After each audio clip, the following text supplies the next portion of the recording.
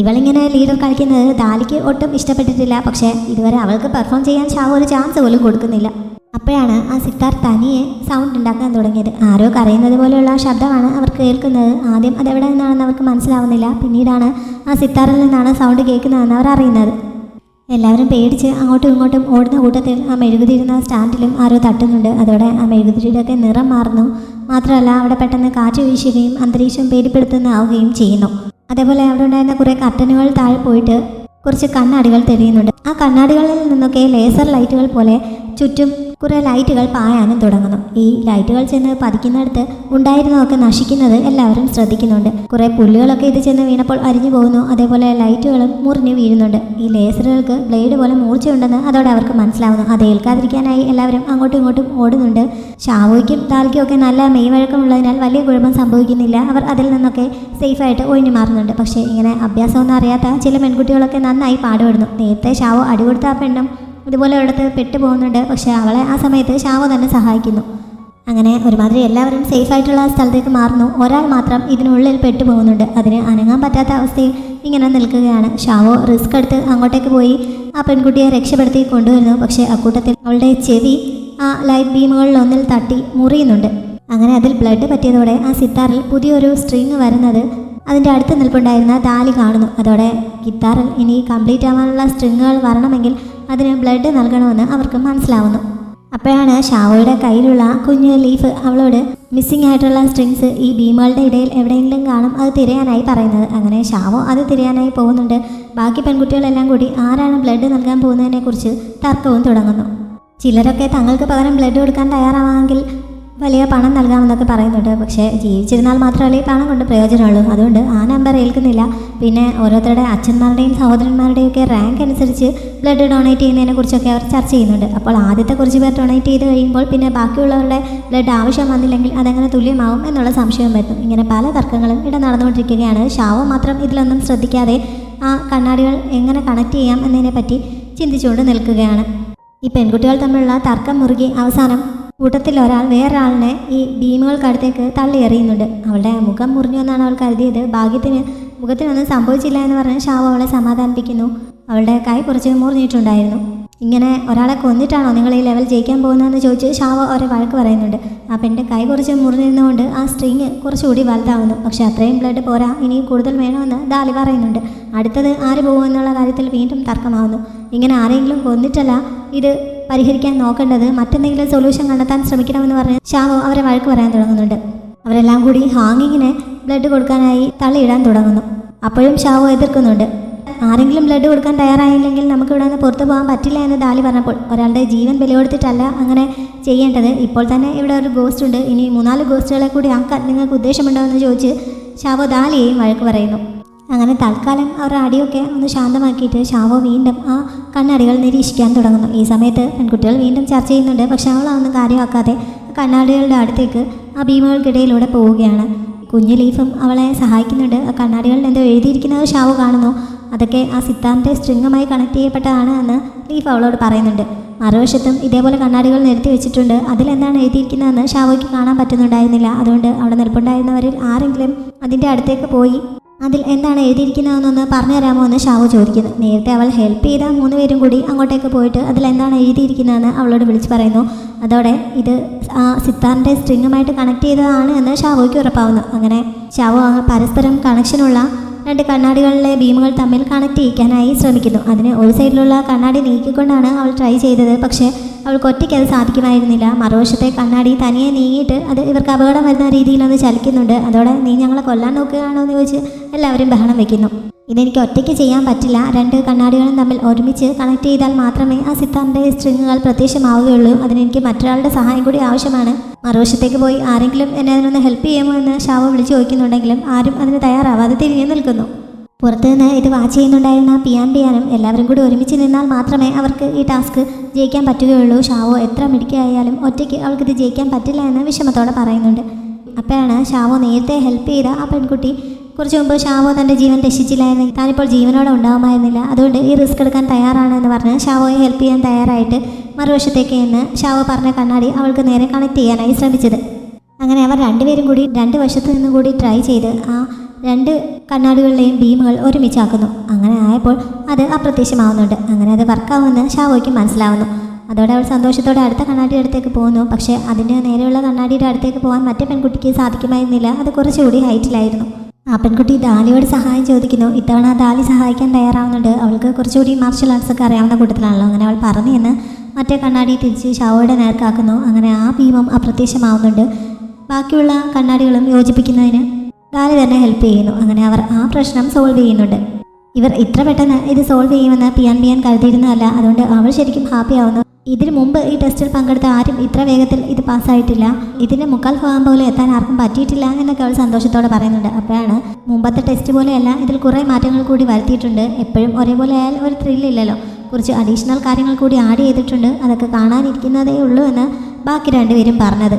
ഇതേ സമയത്ത് ദാലിയും ഷാവോയും ഒക്കെ നിൽക്കുന്നതിൻ്റെ അടുത്ത് ആ സിത്താർ ഇരുന്ന മേശയുടെ ഡ്രോ തുറന്നിട്ട് ഒരു പേപ്പർ അവർക്ക് കിട്ടുന്നു. അതിൽ കവിത പോലെ എന്തോ എഴുതിയിട്ടുണ്ടായിരുന്നു. അവിടെയുള്ള ആ ഗോസ്റ്റിൻ്റെ മനസ്സിൻ്റെ വിഷമം തീർക്കുന്നതിന് വേണ്ടിയിട്ട് ഒരു മെലഡി ആ സിത്താറിൽ വായിക്കാനാണ് അതിൽ എഴുതിയിരുന്നതിൻ്റെ അർത്ഥം എന്ന് ഷാവോ പറയുന്നുണ്ട്. അതത്ര വലിയ കാര്യമൊന്നുമല്ല, എനിക്ക് ഒരുപാട് ബേർഡ്സിൻ്റെ പാട്ടൊക്കെ അറിയാം, ഞാൻ ഒരു മെലഡി വായിക്കാമെന്ന് പറഞ്ഞ് ദാലി ആ സിത്താറിൻ്റെ അടുത്തേക്ക് ഇരിക്കുന്നു. പക്ഷേ അതിലിപ്പോൾ സ്ട്രിങ്സ് കംപ്ലീറ്റ് അല്ലാത്തതുകൊണ്ട് അവൾ വായിച്ചാൽ ശരിയാവുമോ എന്ന് ഹാങ്ങിങ് ചോദിക്കുന്നുണ്ട്. ഷാവോയും ദാലിയോട് വെയിറ്റ് ചെയ്യാൻ പറയുന്നു. പക്ഷെ ദാലി അതൊന്നും കേൾക്കാൻ നിൽക്കാതെ ഉടനെ തന്നെ വായിക്കാൻ തുടങ്ങുന്നുണ്ട്. വായിച്ച് തുടങ്ങിക്കഴിഞ്ഞപ്പോൾ ദാലിക്ക് അവളുടെ കൺട്രോൾ നഷ്ടപ്പെടുന്നു. അവൾക്ക് കൈ അതിൽ നിന്ന് എടുക്കാൻ പറ്റാത്ത വിധം അത് അത്ര സ്പീഡിൽ തനിയെ വായിച്ചുകൊണ്ടിരിക്കുകയാണ്. മാത്രമല്ല അവിടുത്തെ അറ്റ്മോസ്ഫിയർ മൊത്തത്തിൽ മാറി ആകെ വയലൻ്റ് ആവുന്നു. അപ്പോഴാണ് ഇതിൻ്റെ തീവ്രത കൂട്ടാനായിട്ട് പുറത്ത് നിൽപ്പുണ്ടായിരുന്നവർ ഒരു പ്രതിമ കൂടി ഈ മോഡലിനുള്ളിലേക്ക് വെച്ചത്. അതൊരു ഗോസ്റ്റിൻ്റെ രൂപമായിരുന്നു.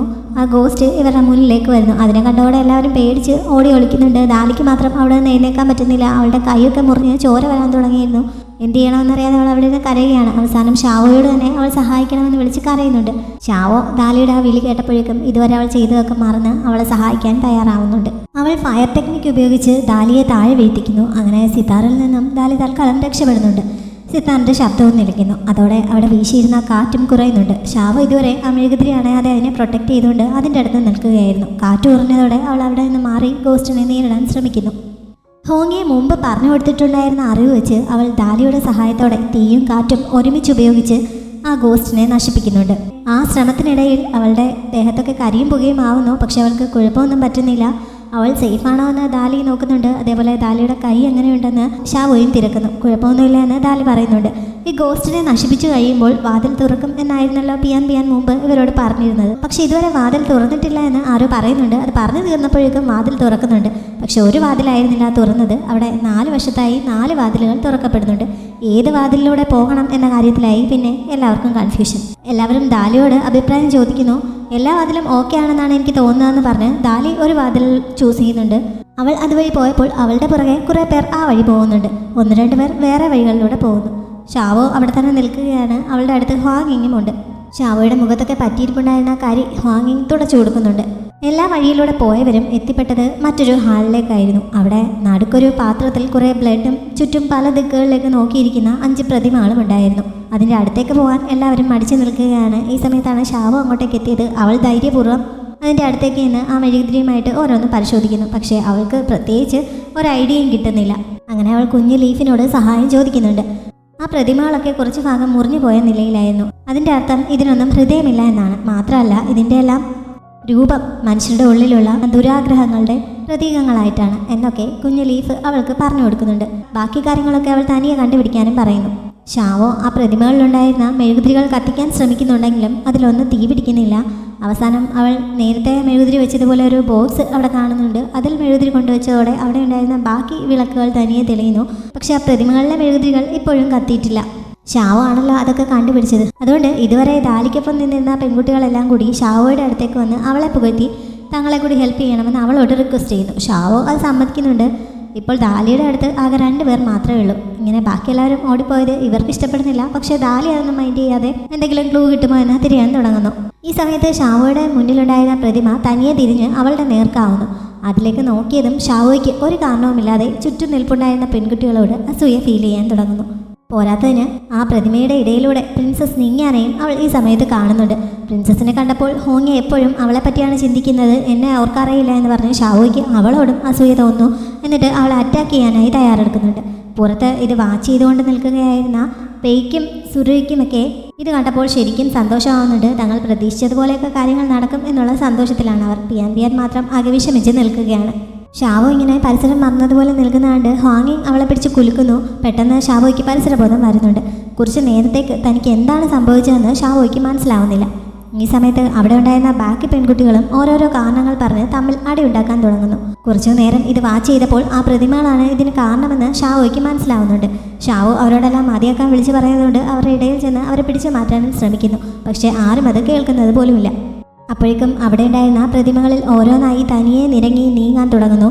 കൂട്ടത്തിൽ ആ നീങ്ങുന്ന പ്രതിമയിലെ മെഴുകുതിരിയും കത്തുന്നുണ്ട്. പ്രതിമ നീങ്ങുന്നത് കണ്ടപ്പോൾ എല്ലാവരും ഒന്ന് പേടിച്ച് അടിയുമിടിയുമൊക്കെ തൽക്കാലത്തേക്ക് നിർത്തുന്നുണ്ടെങ്കിലും അത് അല്പസമയത്തേക്ക് മാത്രമേ ഉണ്ടായിരുന്നുള്ളൂ. പ്രതിമ നിരങ്ങിപ്പോയി ഒരു സ്ഥലത്ത് നിന്ന് കഴിഞ്ഞപ്പോൾ ഇവരെല്ലാം വീണ്ടും തമ്മിൽ അടിപിടി കൂടാൻ തുടങ്ങുന്നു. ഷാവോ എന്തായിരിക്കും ഇതിൻ്റെയൊക്കെ കാരണമെന്ന് ചിന്തിച്ചുകൊണ്ട് നിൽക്കുകയാണ്. ഈ സമയത്ത് വേറെ 1-2 പ്രതിമകളും തനിയെ നിരങ്ങി നീങ്ങി മറ്റു സ്ഥലത്തേക്ക് പോയി നിൽക്കുകയും അതിൻ്റെ മെഴുകുതിരികളൊക്കെ തനിയെ കത്തുകയും ചെയ്യുന്നു. അതോടെ ഷാവോ എല്ലാവരോടും അടി നിർത്താൻ പറയുന്നുണ്ട്. ഈ ഫോർമേഷൻ്റെ സെൻറ്ററായിട്ടുള്ളത് ഈ പ്രതിമകളാണ്. പ്രതിമകൾ തനിയെ നിരങ്ങി നീങ്ങി അവയുടെ യഥാസ്ഥാനത്ത് എത്തിക്കഴിഞ്ഞാൽ നമ്മളെല്ലാവരും ഇതിനുള്ളിൽ കിടന്ന് മരിക്കേണ്ടി വരും. അതോടെ എല്ലാവരും തൽക്കാലം ഒന്ന് ശാന്തരാകുന്നുണ്ട്. ദാലിക്ക് അവിടെ നിന്ന് ജീവനോടെ പുറത്തു പോയേ പറ്റുള്ളൂ. അതുകൊണ്ട് അവൾ പ്രതിമയെ പിടിച്ചു നിർത്താനായി ശ്രമിക്കുന്നുണ്ട്. കുറച്ച് പേരെ സഹായത്തിനും വിളിക്കുന്നു. പക്ഷേ എല്ലാവരും കൂടി ശ്രമിച്ചിട്ടും അത് നിരങ്ങി നീങ്ങിക്കൊണ്ട് തന്നെ ഇരിക്കുകയാണ്. അതുകൊണ്ട് പ്രയോജനമില്ല എന്ന് അവർക്കങ്ങനെ മനസ്സിലാവുന്നു. അപ്പോഴാണ് നമ്മുടെ ഈ വികാരങ്ങളാണ് ഈ പ്രതിമകൾ അനങ്ങുന്നതിന് കാരണമാവുന്നത്. അതുകൊണ്ട് എല്ലാവരും കുറച്ച് സമയത്തേക്ക് മനസ്സിൽ ഒന്നും ചിന്തിക്കാതെ കണ്ണുമടച്ച് നിൽക്കാൻ ഷാവോ എല്ലാവരോടുമായി പറയുന്നു. പക്ഷേ അവിടെ ഉണ്ടായിരുന്ന ആരും അവൾ പറയുന്നത് അംഗീകരിക്കാൻ തയ്യാറാവുന്നില്ല. എല്ലാവരും അവളോട് തർക്കിക്കുന്നു. അവസാനം ഷാവോയ്ക്ക് അവരോടെല്ലാം ദേഷ്യപ്പെടേണ്ടി വരുന്നുണ്ട്. ഞാൻ ഈ കിട്ടുന്ന സമ്മാനം പ്രതീക്ഷയല്ല ഈ മത്സരത്തിന് വന്നത്, ഹോങ്ങിയെ രക്ഷിക്കുന്നതിന് വേണ്ടിയിട്ട് മാത്രമാണ് എന്നൊക്കെ അവൾക്ക് പറയേണ്ടി വരുന്നുണ്ട്. എന്തായാലും അതല്ലാതെ ഇപ്പോൾ വേറെ വഴിയൊന്നും മുന്നിലില്ലാത്തതുകൊണ്ട് അവസാനം എല്ലാവരും അതൊന്ന് ട്രൈ ചെയ്ത് നോക്കാൻ തയ്യാറാവുന്നു. അങ്ങനെ എല്ലാവരും അവൾ പറഞ്ഞതുപോലെ കണ്ണുകൾ അടച്ച് നിൽക്കുന്നുണ്ട്. എല്ലാവരും മനസ്സ് ശാന്തമാക്കുന്നതിന് വേണ്ടിയിട്ട് അവരവർക്ക് ഏറ്റവും ഇഷ്ടമുള്ള കാര്യങ്ങളെപ്പറ്റി ചിന്തിക്കാനൊക്കെ ഷാവോ എല്ലാവരോടും നിർദ്ദേശിക്കുന്നു. എല്ലാവരും കണ്ണുകൾ അടച്ച് പറ്റാവുന്നത്ര തങ്ങളുടെ മൈൻഡ് റിലാക്സ് ചെയ്യാൻ ശ്രമിക്കുന്നു. അങ്ങനെ കുറച്ച് സമയം നിന്ന് കഴിഞ്ഞപ്പോൾ ആ പ്രതിമകൾ തനിയെ നിൽക്കുന്നുണ്ട്. അതിലെ മെഴുകുതിരിയും അണയുന്നു. ശബ്ദമൊന്നും കേൾക്കാതായപ്പോൾ എല്ലാവരും കണ്ണു തുറന്ന് നോക്കുന്നു. അങ്ങനെ തങ്ങൾ വിജയിച്ചിരിക്കുന്നുവെന്ന് അവർക്ക് മനസ്സിലാവുന്നു. ആ പ്രതിമകൾ തനിയെ നിരങ്ങി നീങ്ങി പഴയ സ്ഥാനങ്ങളിൽ പോയി നിൽക്കുന്നുമുണ്ട്. എല്ലാവർക്കും ശരിക്കും സന്തോഷമാവുന്നുണ്ട്. ഈ സമയത്ത് ആ സിത്താറിൻ്റെ അവസാനത്തെ സ്ട്രിങ് കൂടി തനിയെ ആവുന്നുണ്ട്. എന്നിട്ട് അതിൽ നിന്ന് ഒരു മ്യൂസിക്കും അവിടെ കേൾക്കാൻ തുടങ്ങുന്നു. മ്യൂസിക് മാത്രമല്ല അധികം വൈകാതെ ഒരു പാട്ടും കേട്ടു തുടങ്ങുന്നുണ്ട്. ആ പാട്ടിൻ്റെ അർത്ഥം അവരിൽ ഒരാൾ തനിക്ക് ബലിയായിട്ട് മാറണം, ബാക്കിയുള്ളവർക്ക് പുറത്തു പോകാൻ സാധിക്കും എന്നായിരുന്നു. അവിടെയുള്ള ആ ഗോസ്റ്റ് ആഗ്രഹിക്കുന്നതാണ് കൂട്ടത്തിൽ ഒരാളെ ബലി കൊടുക്കണമെന്നാണ് എന്ന് എല്ലാവർക്കും മനസ്സിലാവുന്നു. ഈ സമയത്ത് അവിടെ നടുക്കിരിപ്പുണ്ടായിരുന്ന ആ ബ്ലഡ് നിറഞ്ഞ പാത്രത്തിൽ നിന്ന് തനിയെ ഒരു വാൾ പുറത്തേക്ക് വരുന്നു. അതുപയോഗിച്ച് വേണം ഒരാളെ ബലി കൊടുക്കാനെന്ന് അവർക്ക് മനസ്സിലാവുന്നുണ്ട്. ആര് മരിക്കണം എന്നുള്ള കാര്യത്തിൽ ഒരു തീരുമാനം എടുക്കാൻ പറ്റില്ലല്ലോ. ദാലി തന്നെ ഒരു സൊല്യൂഷൻ കണ്ടെത്തുന്നു. അവൾ എല്ലാവരുടെയും എണ്ണത്തിന് തുല്യമായിട്ട് കുറച്ച് പുല്ലുകൾ അവരുടെ മുന്നിലേക്ക് കൊണ്ടുവരുന്നു. അതിൽ ഒരു പുല്ല് മാത്രം നീളം കുറഞ്ഞതാണ്, ബാക്കിയെല്ലാം ഒരേ നീളമുള്ളവയാണ്. ദാലി അത് പിടിച്ചിരിക്കുന്നത് കണ്ടാൽ ഏതാണ് അതിൽ ചെറുത് ഏതാണ് വലുത് എന്നൊന്നും തിരിച്ചറിയാൻ പറ്റില്ല. എല്ലാവരും അതിൽ നിന്ന് ഓരോന്ന് വീതം എടുക്കണം. ആർക്കാണോ ആ നീളം കുറഞ്ഞ പുല്ല് കിട്ടുന്നത് അവരാണ് മരിക്കാൻ തിരഞ്ഞെടുക്കപ്പെടുക എന്ന് ദാലി പറയുന്നു. ഇത് എല്ലാവരും സമ്മതിക്കുന്നുണ്ട്. അങ്ങനെ എല്ലാവരും അതിൽ നിന്ന് ഓരോ പുല്ല് കയ്യിലെടുക്കുന്നു. അവസാനം ഷാവോ മാത്രം ബാക്കിയാവുന്നുണ്ട്. ദാലി അവളുടെ മുന്നിലേക്ക് ചെല്ലുന്നുണ്ടെങ്കിലും ഷാവോ അതിൽ നിന്ന് ഒരെണ്ണം എടുക്കാൻ തയ്യാറാവുന്നില്ല. ഈ തീരുമാനം ഞാൻ അംഗീകരിക്കില്ല എന്ന് പറഞ്ഞ് എതിർത്ത് നിൽക്കുകയാണ്. ആ മെഴുകുതിരി അണയാറായിരിക്കുന്നു. അത് അണഞ്ഞു കഴിഞ്ഞാൽ എല്ലാവരും മരിക്കേണ്ടി വരും. അതിനേക്കാൾ നല്ലത് ഒരാളുടെ ജീവൻ ബലി കൊടുക്കുന്നതാണ് എന്ന് പറഞ്ഞ് ദാലി എതിർത്തിട്ട് ഷാവോ എടുക്കാത്തതിന് പകരമായിട്ട് അവൾ തന്നെ അതിൽ നിന്ന് ഒരെണ്ണം എടുക്കുന്നു. പിന്നെ ബാക്കിയുള്ള ഒരെണ്ണം ഷാവോയുടേതാണ് എന്ന് പറയുന്നു. എന്നിട്ട് എല്ലാവരോടും അവരുടെ കയ്യിലുള്ള ആ പുല്ലുകൾ കാണിക്കാൻ പറയുന്നു. ഹാങ്ങിങ് മാത്രം തൻ്റെ കയ്യിലുള്ളത് കാണിക്കാതെ മറിഞ്ഞു നിൽക്കുകയായിരുന്നു. പക്ഷെ എല്ലാവരും കൂടി ബലമായി അവളുടെ കയ്യിലുള്ളത് കാണിക്കാൻ ആവശ്യപ്പെടുന്നു. അവൾക്കായിരുന്നു ഏറ്റവും ചെറിയ ആ പുല്ല് കിട്ടിയത്. അതോടെ ദാലി ആ വാളും എടുത്തുകൊണ്ട് അവളെ കൊല്ലാൻ തയ്യാറെടുക്കുന്നു. പക്ഷേ ഷാവോ എന്നെ സമ്മതിക്കുന്നില്ല. ഹാങ്ങിങ്ങിൻ്റെ മുന്നിൽ കയറി നിന്ന് ഷാവോ അതിനെ എതിർക്കുകയാണ്. ഹാങ്ങിങ് ഒരു തെറ്റ് ചെയ്തിട്ടില്ല, എന്തുകൊണ്ടാണ് അവളെ തന്നെ കൊല്ലാനായി ചൂസ് ചെയ്യുന്നത് എന്നൊക്കെ ഷാവോ എതിർത്ത് ചോദിച്ചപ്പോൾ അവളല്ലെങ്കിൽ പിന്നെ കൂട്ടത്തിൽ ആര് മരിക്കാൻ തയ്യാറാവും, നീ തയ്യാറാവുമോ എന്ന് ചോദിച്ച് ദാലി അവളെ കുറ്റപ്പെടുത്തുന്നു. എന്നിട്ട് അവളോട് മുന്നിൽ നിന്ന് മാറി നിൽക്കാൻ പറയുന്നുണ്ട്.